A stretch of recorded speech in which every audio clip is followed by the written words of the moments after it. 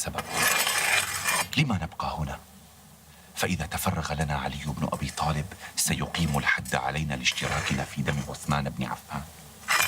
اطمئن، ما دمنا في المدينة فلن يستطيع إقامة الحد علينا حتى نتفرق، وإن حاول محاسبتنا فسيثور الأعراب عليه. ولماذا يثورون عليه؟ لأنهم يظنون أنهم هم من جعلوه خليفة. ألم تسمعهم يتبجحون بقتل عثمان وإقامة علي مكانه؟ بلى، سمعتهم. فإن أراد الاقتصاص منهم فسيقولون إنه خدعنا حتى تم له الأمر. كيف يخدعهم وهو لم يكن موافقا لهم من البداية وكان معارضا لقتل عثمان؟ أكثر هؤلاء وصلتهم كتب بخط علي وصدقوا أنها منه، لذلك تراهم يتجرؤون على الصحابة. وابن عديس والغافقي وغيره، هؤلاء جاء بهم غرورهم، أما الرعاع فقد جاء بهم غباؤهم، وكلاهما رأى أنه لا بد من قتل عثمان. فما الصلة بين هذا وبين بقائنا هنا؟ كل الصلة. ما توقاه عثمان سيتوقاه علي، فهما من طينة واحدة وإن اختلفت الطباع. تقصد أن علي لن يقاتلنا كما فعل عثمان درءا للفتنة؟ أجل، بدأت تفهم. علي سيفكر بأسلم الحلول درءا للفتنة.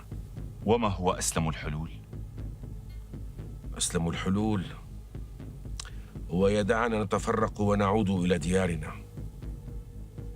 وعندما يستتب له الأمر يطلب من القبائل كلها تسليم من شاركوا في الفتنة ليقاضيه، وهذا مطلب الحق. يا ابن سبأ، سنخسر رؤوسنا من وراء هذا الحق. أو جئت بنا إلى حتفنا؟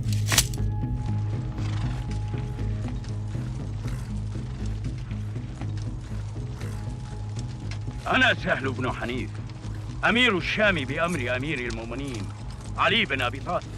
وأنا حبيب بن مسلمة، قائد جند الأمير معاوية بن أبي سفيان. إن بعثك أمير المؤمنين عثمان بن عفان فحي هلا، وإن بعثك غيره فارجع من حيث أتيت. ولكن عثمان بن عفان ذهب إلى دار الحق، وأمير المؤمنين الآن علي بن أبي طالب. أي جزء من كلامي لم تفهمه؟ قلت لك إن بعثك أمير المؤمنين عثمان بن عفان فحي هلا، وإن كان غيره بعثك فارجع من حيث أتيت، وليس عندي ما أضيفه إلى ما تقدم.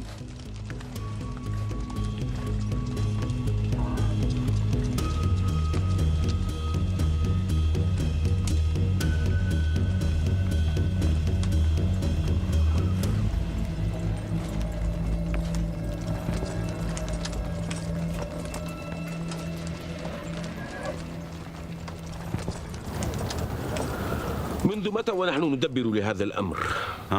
منذ 5 سنين. أو تظنني بعد هذا الوقت سأسمح لأي طارئ أن يفسد ما بدأناه؟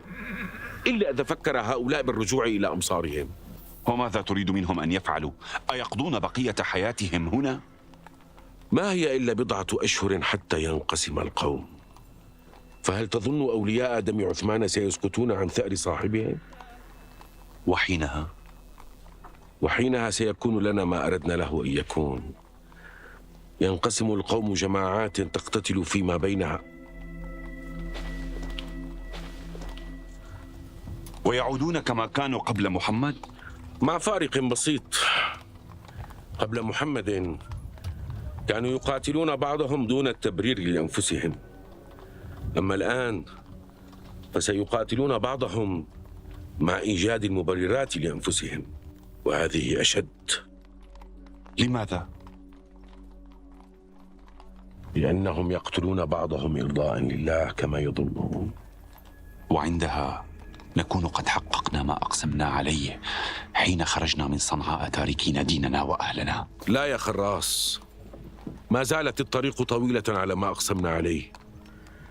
لم يبني محمد هذا المجد في ليلة وضحاها حتى نهدمه نحن في 1 و2 ألم يقل عمر بن الخطاب: نحن قوم أعزنا الله بالإسلام، فإن تركناه أذلنا الله؟ أجل، سمعت شيئا من هذا القبيل، وإن كنت لا أحب عمر هذا. ليس للعرب عز بغير الإسلام. مشكلتنا مع الإسلام لا مع أي شيء آخر. إنهم يملؤون المدينة، وقد هرب أكثر بني أمية منها خوفا على أرواحهم، لائذين ببيت الله الحرام. المدينة الآن تحت تأثير الغوغاء، وأصبحوا قوة لا يمكن السيطرة عليها. يا ابن العاص، إن لم أقم أنا بهذا الأمر فسيضيع دم عثمان هدرا. لن نستطيع بعدها المطالبة بدمه. ونحن معك، وما تريده نريده أيضا.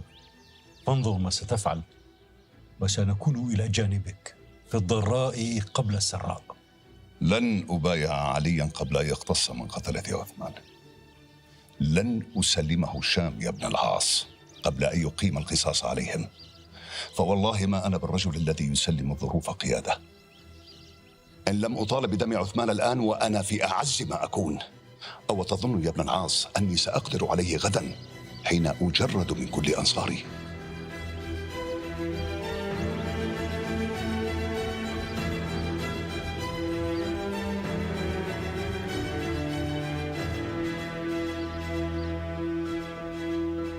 لاقاني حبيب بن مسلمة قبل أن أدخل الشام وقال لي: إن كان بعثك أمير المؤمنين عثمان بن عفان فأهلا بك، وإن كان غيره بعثك فارجع من حيث أتيت.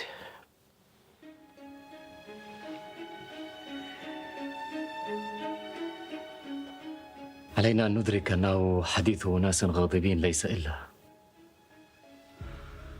فكلنا يعرف أن أهل الشام أكثر الناس إخلاصا، لا سيما أن بينهم معاوية. الحسن على حق، القوم ثكلى، ولا بد أن الخبر قد آلمهم. مهما يكون حزانا فلن يكونوا مثلنا. نحن الذين صحبنا عثمان في الجاهلية والإسلام، فهذا أمر الله ولا راد لقضائه. يجب ألا يسود الغضب على الرأي الحاذق. يا عماه، إنهم أهلنا وعلينا أن نجد لهم الأعذار. إن ما تقوله عين الصواب يا أبا محمد، وهذا ما قاله أمير المؤمنين. كلما سددنا خرقا تفتق غيره، وأردف أنه سيمضي لما هو خير للجميع. قل لي يا سهل، على ما عقد أمير المؤمنين العزم بعد أن سمع ما جرى معك في الشام؟ سيرسل أمير المؤمنين رسولا إلى معاوية ليرى ما عنده، وبعدها يرى أمره إن شاء الله. نعم الرأي والله، نعم الرأي.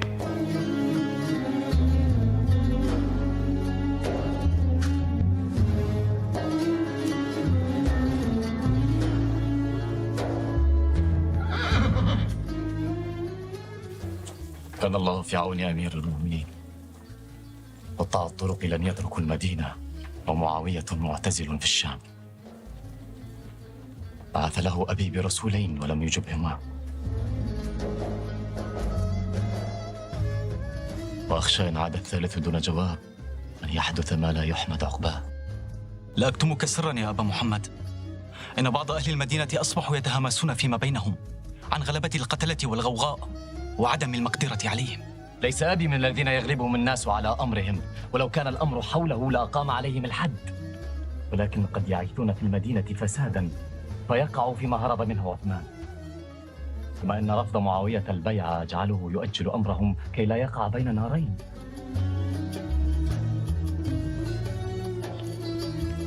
وإن بقي معاوية رافضا البيعة والرد على أمير المؤمنين؟ رفض؟ إنها والله الفتنة، وأرجو أن لا يحدث ذلك. لو كنت مكان أمير المؤمنين يا أبا محمد، ماذا كنت ستفعل؟ لو كنت أميرا للمؤمنين لما كنت أميرا للمؤمنين، لهربت منها. اسمع أيها زبير، لن أجلس في المدينة أكثر من ذلك. إن شئت تخرج معي. والله أنت لست بأشد كرها مني لهؤلاء المارقين، ولكننا ننتظر حكم أمير المؤمنين فيهم. أمير المؤمنين لديه ما يشغله عنهم، وأنا لن أصبر أكثر من ذلك. ولكن قد يغضب أبو الحسن إن خرجنا من المدينة. ولما يغضب؟ نستأذنه في الخروج معتمرين إلى مكة، على الأقل نرتاح من رؤية قتلة عثمان. إن أبا محمد على حق، نفسي لا تطاوعني على الخروج من باب منزلي كي لا أرى أولئك الفسقة الغدرة فأتذكر عثمان بن عفان رحمه الله. اجلس يا أبا محمد، اجلس، تفضل. أنا أرى أن ننتظر حتى نرى إلى ما تنتهي الأمور بين علي ومعاوية. وإلى ما ستنتهي برأيك؟ إن معاوية متشبث برأيه، وأمير المؤمنين متشبث برأيه، ولن تنتهي حتى نموت من القهر ونحن ننظر إلى هؤلاء الطغمة. فنخبر أمير المؤمنين إذن. سنخبره. تجهز للخروج، ونحن أيضا نتجهز ونسير بعد أيام إن شاء الله. إن شاء الله. أمير المؤمنين يرسل رسله حرصا منه على أن لا يحدث خلاف بينه وبين معاوية. أهلا وسهلا. أهلا بك. وماذا يريد معاوية؟ هذا هو رسول أمير المؤمنين الثالث، ولم يرد معاوية لا بخير ولا بشر. أمير المؤمنين يريد أن يعرف رأيكم في الأمر. أرى أن يكف أمير المؤمنين عن إرسال الرسل إلى معاوية وينتظر قليلا، فإن عاد عما هو فيه فذاك خير، وإلا فلا بد مما ليس منه بد. أرى أن ننهض إليه ونجبره على الدخول في الجماعة، فقد قال الله تعالى: يا أيها الذين آمنوا أطيعوا الله وأطيعوا الرسول وأولي الأمر منكم. أما أنا فأرى ما يراه ابن عباس، فلنمنح أنفسنا بعض الوقت، هذا خير لنا ولجميع المسلمين. لا أظن أن معاوية سيتراجع، وأن اللين سينفع معه. فلننتظر حتى يسمع أمير المؤمنين بقية الصحابة، وبعدها سنرى ما سيفعل.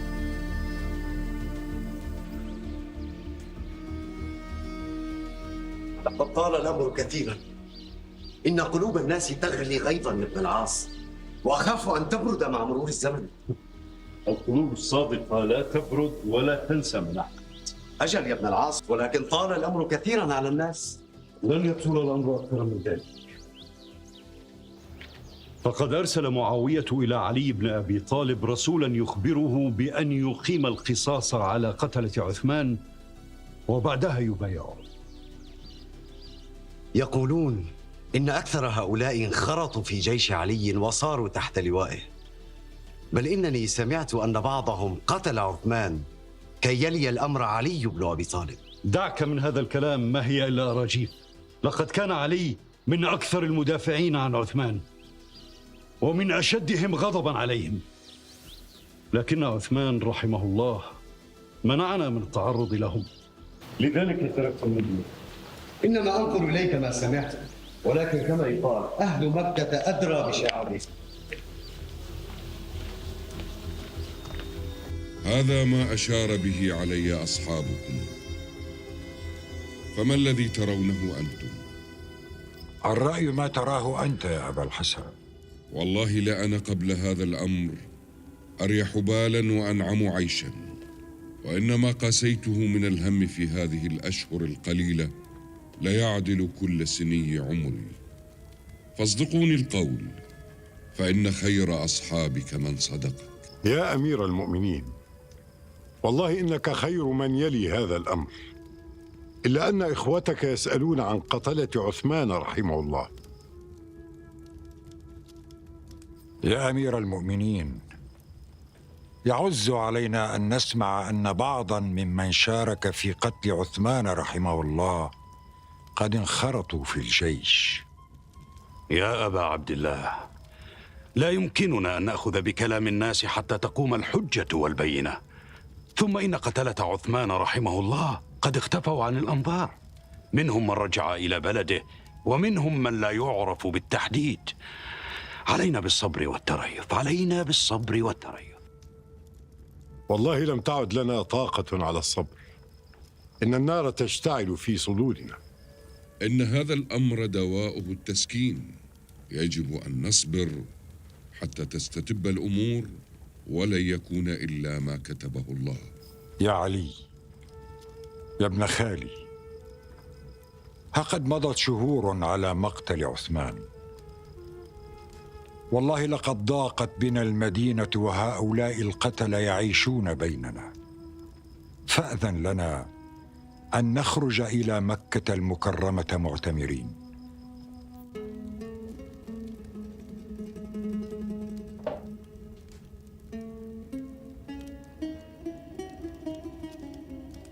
معاوية، هيا، ألن تأكل؟ فقد أضر امتناعك عن الطعام بجسمك. لا يا فاخته، ما قلة الطعام أضرت بجسمي، إنما بجسمي أشد من فقد الطعام. أو تظن حزنك يرد الذاهبين؟ إن هي إلا إرادة الله، ولا راد لقضائه. ونعم بالله يا فاخته، ونعم بالله. ليس الذي يشغلني ما مضى بقدر انشغالي بما هو آت. يا أبا عبد الرحمن، لا تدع الهموم تقتلك. نحن بحاجتك، واحرص على حياتك من أجلنا.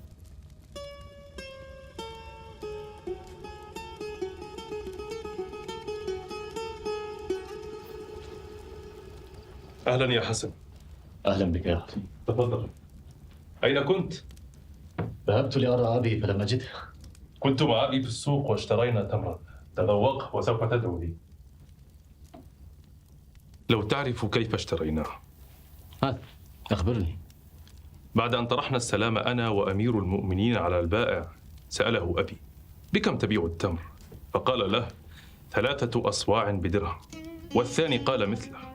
أما الثالث فقال: صاعان بدرهم. فقال له أمير المؤمنين: أمسكت بك، لما تزيد بسعر التمر؟ فقال: يا أمير المؤمنين، والله إن تمري أجود، إنه يذوب في الحلق كالعسل. فاشترى أبي منه، وأراد أن يعطينا 3 أصواع بدرهم، فرفض أبي وقال: لا تختصني في بيعك، فهو شر لك في دينك وشر لي في ديني ودنياي.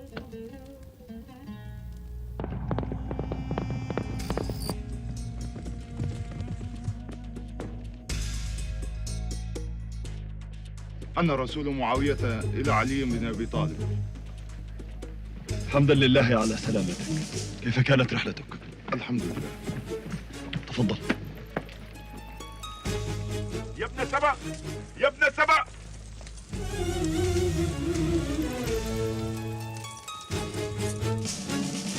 قد عرفت لك من الرجل. من هو؟ إنه رسول معاوية إلى أمير المؤمنين.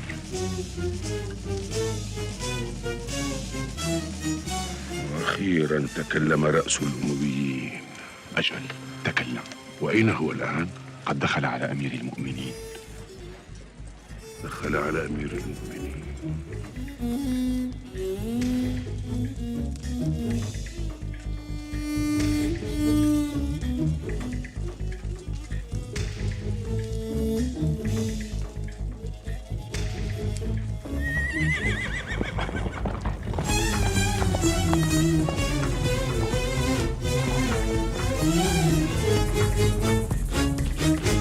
وماذا كان في رسالة معاوية؟ لا شيء، رسالة فارغة فيها عنوان فقط: من معاوية بن أبي سفيان إلى علي رضي الله عنه. وعندما سأله أمير المؤمنين: ما وراءك أيها الرجل؟ فأجاب: ورائي أني تركت قوما لا يرضون إلا بالقصاص، وأني تركت 60,000 شيخ يبكون عثمان رحمه الله. وبماذا رد عليه أمير المؤمنين؟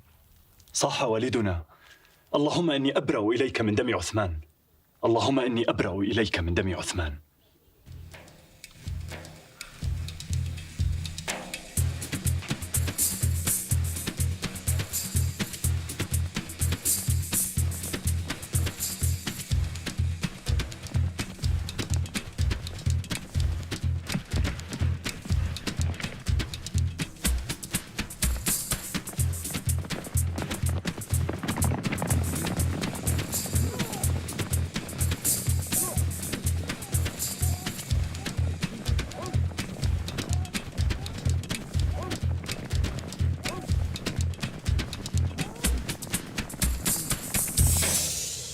علينا أن ننتظر ما سيكون من أمر معاوية بعد عودة رسوله إليه برد أمير المؤمنين.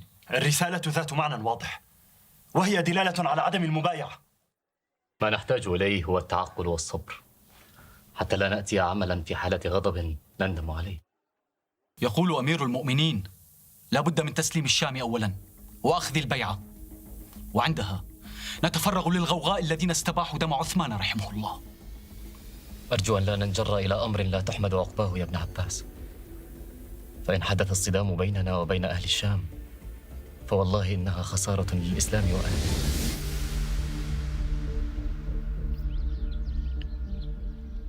لا أظن أبا الحسن سيرضى بما طلبت منه. إن طلبي لا يتجاوز الحق يا ابن العاص.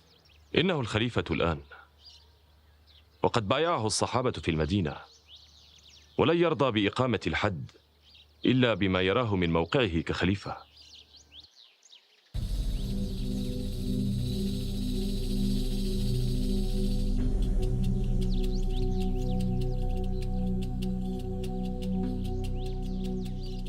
رضي الله عن أبي الحسن، والله إنه جدير بالخلافة، ولكني لم أبايعه، ولن نبايع لخليفة قبل أن نقتص من قتلة عثمان.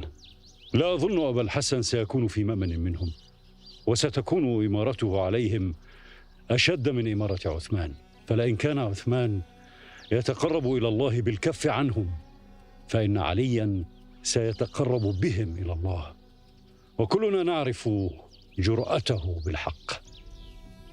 والله لولا حديث سمعته من أم المؤمنين عائشة عن الرسول صلى الله عليه وسلم ما خرجت إليكم بقميص عثمان.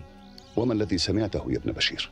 سمعت من أم المؤمنين عائشة أن الرسول عليه الصلاة والسلام قال لعثمان: يا عثمان، إن الله عسى أن يلبسك قميصا، فإن أرادك المنافقون على خلعه فلا تخلعه حتى تلقاني.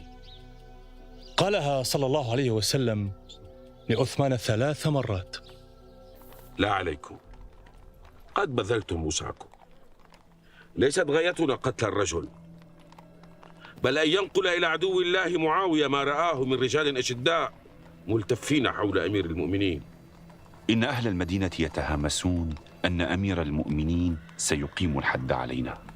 دعكم من الأراجيف يا إخوة الإيمان. أراحك الله يا ابن سبأ كما أرحت نفوسنا. لا عليكم يا إخوتي، لقد خرجنا نصرة لدين الله وكي نعيد الأمر إلى من أوصى به رسول الله عليه الصلاة والسلام. عليه الصلاة والسلام. ألستم تحبون محمدا؟ بلى والله، أكثر من أحب أنفسنا. فإذا لن يخزيكم ربكم تبارك وعلا وأنتم تضربون على أيدي الكفرة ومغتصبي الحق من أهله. ائذنوا لي فقد اشتقت إلى الصلاة.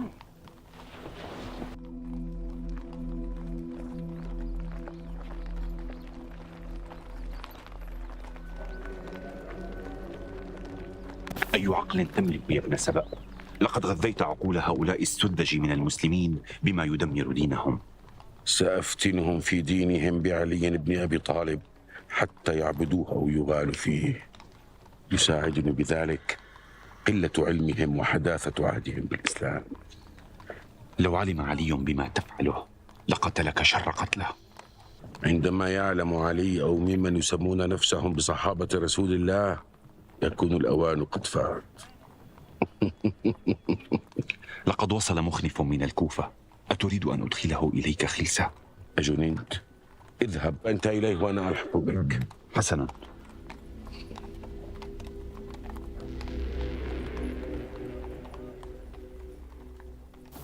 يجب أن نأخذ البيعة من أبي عبد الرحمن بالقوة إن تطلب الأمر دون الحاجة إلى النظر في شروطه. يا عمر، إن ابتلانا الله بهذا الأمر فنحن أجدر أن نأخذ المسلمين بالرفق، ونحن آل بيت الرسول. فلئن أجتهد فأخطئ فلا أقتل من يشهد أن لا إله إلا الله أحب إلى نفسي من أن أجتهد فأقتله وأنا مصيب. أوليس الذي يفعلونه بداية فتنة؟ ولكنهم أبناء عمومة عثمان، أي إنهم أولياؤه. قد قال الله سبحانه وتعالى: من قتل مظلوما فقد جعلنا لوليه سلطانا. إنها والله بداية الفتن التي تحدث عنها جدي صلى الله عليه وسلم. اللهم احفظ المسلمين من الفتن. آمين. اللهم احفظ المسلمين من الفتن. آمين. اللهم احفظ المسلمين من الفتن. فكيف رأيتم حال أهل الكوفة؟ مجمعون أكثرهم على علي، ولكن ثم أنصار لعثمان يطالبون بالقصاص له. كثر؟ إلى حد ما، ولكن لا تقلق، نحن نعرف زعماءهم ورؤساءهم جميعا. والبصرة؟ أنصار عثمان فيها كثر، وبعض أنصارنا بدأوا بالنزوح إلى الكوفة خوفا على أنفسهم، وكذلك الحال في مصر. أما في الشام فلن يبقى لنا فيها من نثق به. اسمع، تخبر القوم في الكوفة أن الأمور تسير على ما نحب، وأن خروج أنصارنا من البصرة خطأ. يجب أن يظل لنا أنصار في الأمصار كلها، فلن يفيدنا اجتماعهم في الكوفة أبدا. حسنا. وقل لهم الصبر الصبر، فقد انقضى من الأمر أكثر مما بقي. ولكنهم يسألون عنك في الكوفة، لقد كثر فيها الأنصار واختلطت علينا الأمور. قريبا إن شاء الله. هل من وصية؟ الحذر الحذر، واستعينوا على قضاء حوائجكم بالكتمان. أستودعكم الله يا أخوتي. لا فقدت السلامة.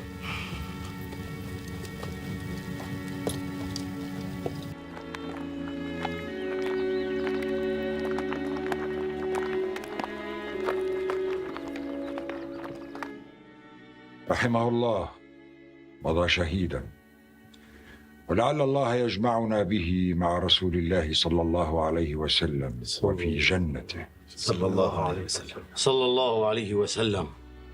مضى عثمان مظلوما يا أبا عبد الله، ولم ينصره أحد لا حيا ولا ميتا.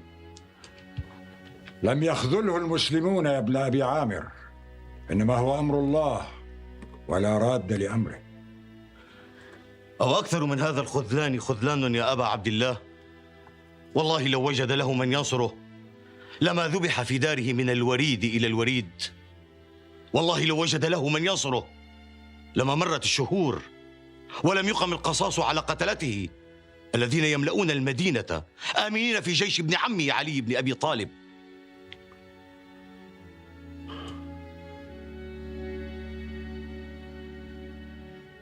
لقد ألمتنا بكلماتك الجارحة يا ابن أبي عامر. الأمر ليس كما نقل لك، إنه حديث يطول شرحه. هدئوا من روعكم واجلسوا، علنا نصل إلى ما يخرجنا مما نحن فيه.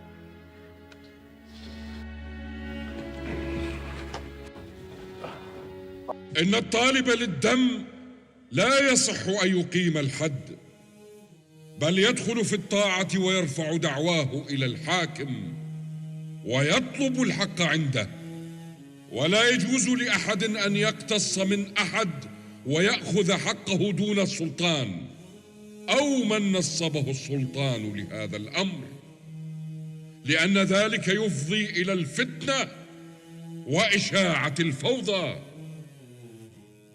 لذلك وحفظا للأمة فقد رأينا أن نخرج إلى الشام ليستتب أمر هذه الأمة ولا يمزقها الخلاف، ثم نفرغ بعدها للقصاص من قتلة عثمان رحمه الله.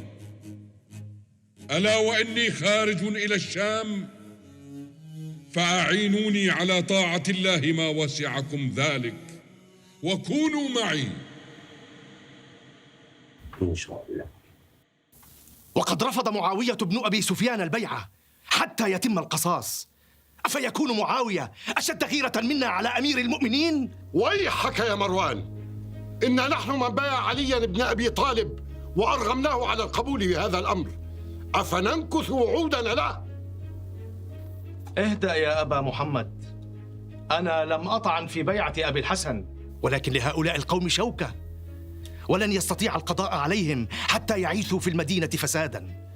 فلئن تقاعسنا جميعا عن نصرة عثمان حيا فلن نتقاعس أبدا عن النيل من قتلته. يا بني أمية، إن لكم خليفة، وهو الذي يحق له القصاص من قتلة عثمان. قد مرت الأيام والشهور ولم يحدث شيء. لديه ما هو أهم من ذلك الآن. أما نحن فليس لدينا أهم من الثأر لخليفة رسول الله صلى الله عليه وسلم الذي بايعناه جميعا يا أبا محمد. أما والله لو كان القتيل ابن عمك لما سكتتم كل هذا السكوت. أما والله وقد قلت ذلك فما أظنك تحبه كما أحببناه، ولا أظنه يحبك كما يحبنا. نحن لم نسكت إلا طاعة لأمير المؤمنين ورأبا للخلاف. أخشى أن الخلاف هو ما سيحدث إن طال السكوت أكثر من ذلك.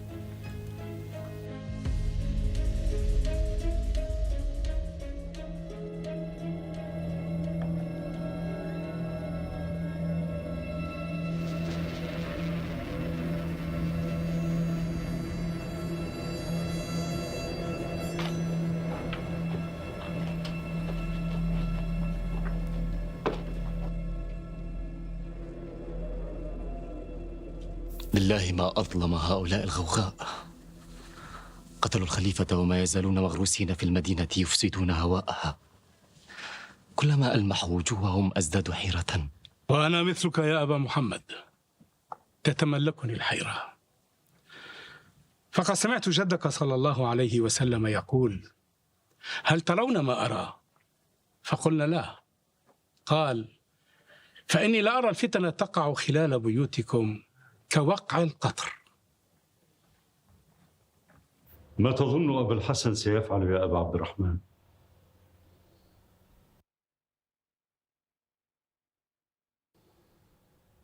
سيلجأ للقوة. ألأننا نطلب القصاص منهم؟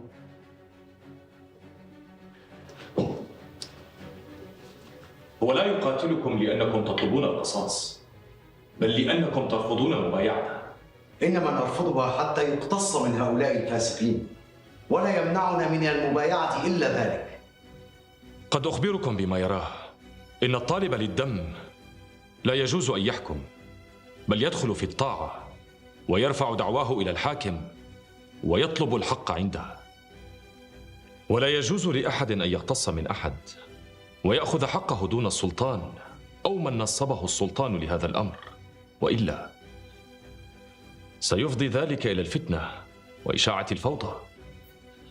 اسمعني جيدا يا ابن عمرو. حتى لو أصاب أبو الحسن رضي الله عنه فيما ذكره فأنا آمن جانبه، ولكن من يضمن أننا لن نقتل على يد قتلة عثمان واحدا تلو الآخر؟ من؟ بل إنني بت أخشى على علي منهم. فما الذي تراه الآن يا معاوية؟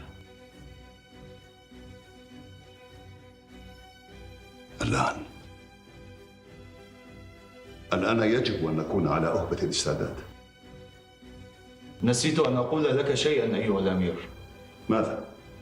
لقد هاجمني بعض من هؤلاء القوم وهم يسبونك أنت وعثمان.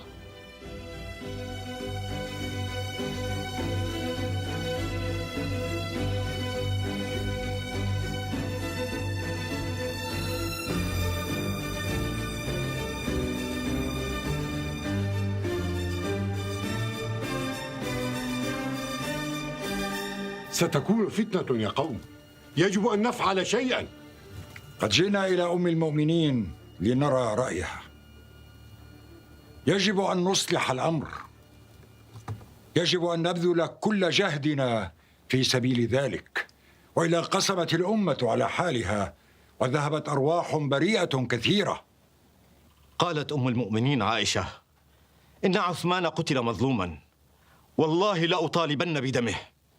أم المؤمنين على حق، ونحن والله قد قصرنا في طلب دمه، فما نحن فاعلون يا أبا عبد الله؟ لقد آن الأوان للنيل من قتلته، حتى ولو كان ثمن ذلك سفك دمائنا طلبا لدمه. إن هؤلاء الغوغاء الذين استباحوا دم عثمان لا أراهم يحفظون دم علي من بعده. لذلك يجب ألا نترك أمير المؤمنين وحده، إنه في وضع لا يحسد عليه، وإن تركنا العبء كله على كاهله فسوف يكون مصيره لا قدر الله كمصير عثمان رحمه الله. ولكن ماذا نستطيع أن نفعل؟ ثم إننا إذا تصرفنا بالأمر دون إذن أمير المؤمنين ألا يعد ذلك خروجا على طاعته؟ سألت أم المؤمنين عن ذلك فقالت: إنما نحن نخرج مصلحين، فقد قال الله سبحانه وتعالى: لا خير في كثير من نجواهم إلا من أمر بصدقة أو معروف أو إصلاح بين الناس، ومن يفعل ذلك ابتغاء مرضات الله فسوف نؤتيه أجرا عظيما. هذا هو الرأي. نخرج جميعا إلى المدينة ونطلب من أمير المؤمنين القصاص، وإن حاول هؤلاء الغوغاء التمرد علينا وقفنا سدا في وجوههم.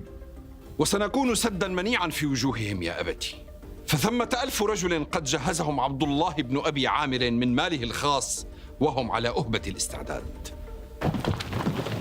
ماذا عن استعدادات خروج أمير المؤمنين إلى الشام؟ قد أرسل إلى قيس بن عبادة في مصر أن يلتحق بنا، وإلى عمرو بن أبي سلمة في البحرين أيضا. سيخرج أمير المؤمنين إلى العراق أولا ومنها إلى الشام، ولكن ما يشغله هو أمر أهل المدينة. ولن يخرجوا معنا؟ إن جيش أهل الشام لا يستهان به، فقد اختبروا الحروب جيدا وتمرسوا في قتال الروم. سيرون من أهل العراق ما لم يروه من الروم. كف عن ذلك يا أشتر، واطلب السلامة للمسلمين.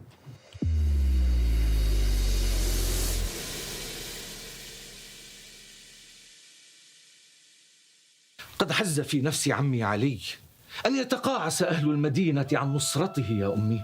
يا بني، إن أهل المدينة يرون أن الخروج لقتال المسلمين من بلاد الشام فتنة، فكلهم يقول: كيف نقاتل من يقول لا إله إلا الله؟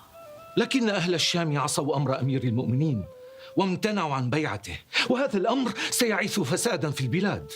إن أبا الحسن محق فيما رآه، ولكن أهل المدينة يبتعدون عن الشبهات.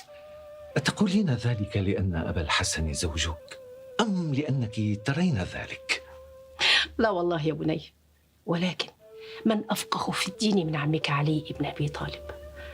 لقد قال عمر بن الخطاب: أقطان علي. فليس أبا الحسن من يهم بأمر لم يتبين فيه الحق من الباطل.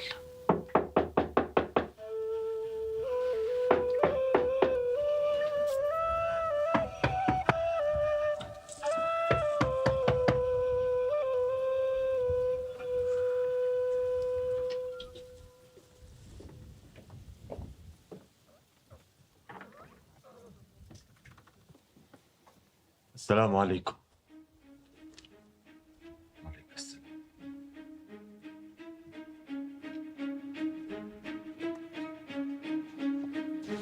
ولدي محمد، كيف حالك يا أماه؟ بخير، حمدا لله على سلامتك يا ولدي. حمدا لله على سلامته. أين كنت؟ تقاتل الروم؟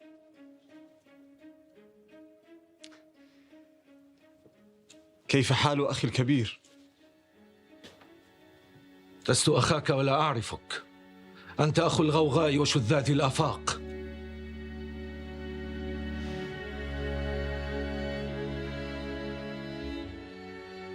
حتى أنت يا أخي، وكنت أظنك الوحيد الذي سيعذرني. فيما؟ في بقائك بين قتلة عثمان رحمه الله؟ رحمه الله. على رسلك يا أخي، عندما كنت بينهم لم يكونوا قتلة عثمان، إنما غضبت لنفسي واعتزلت المدينة. أقسم بالله أنني لم أكن أعلم أن الأمر سيصل إلى هذا الحد.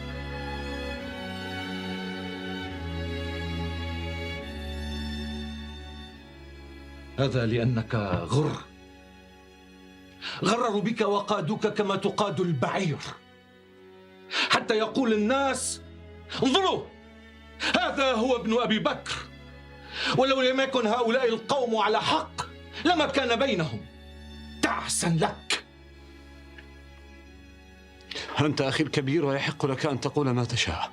والله لو رأى أبو بكر الصديق ما فعلته لساءه أن تحمل اسمه.